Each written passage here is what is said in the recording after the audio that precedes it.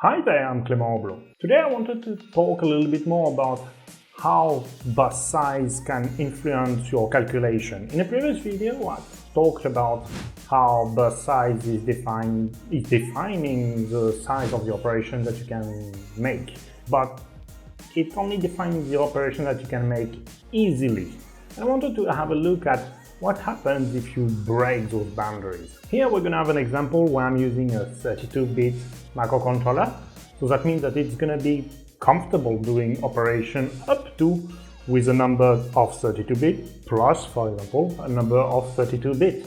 But what if those two numbers, but the addition exceeds 32 bits, for example, and we end up with a number that explodes that and end up being on 64 bits? I'd like to have a look at how it works and does the code explode inside or what? Because I know for sure that the software is going to work, but how fast is it going to execute is another question that we're going to have a look at. So here I have the main function that is basically empty, just doing a simple addition. And we're going to start with a simple example with two 16 bits being added into a 32-bit number. That's very simple and it should be extremely easy for 32-bit microcontroller. If we compile that, and we can have a look at the object file that is created. We got our main function and we get our while one loop, which is going to be L2, and here we got the unconditional branch that is at the end of it, getting us back at the beginning every time. And we can see that that's how our addition is being created. Great.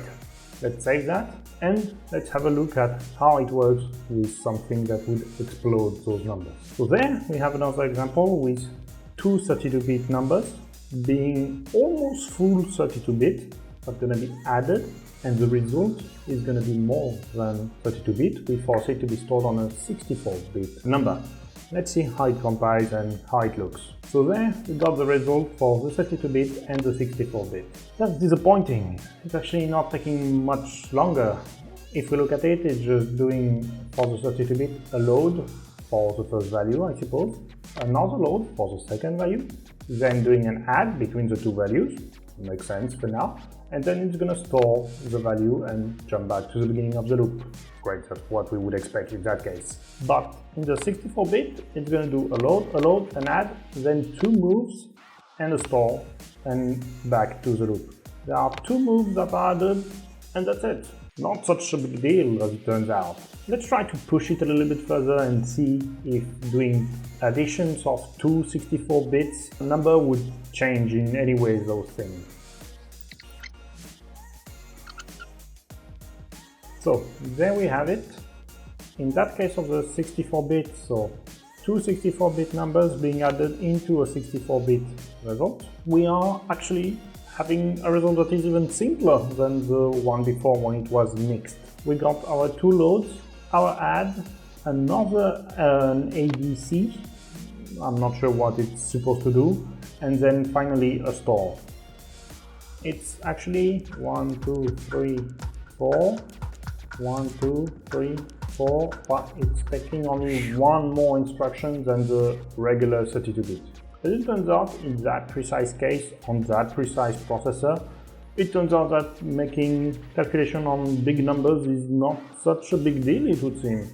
At least that type of special calculation. That's actually surprising to me to see that there is not such a big overhead to doing calculations that are bigger than your bus size. There is a little bit of it, but very little as it turns out. That's it.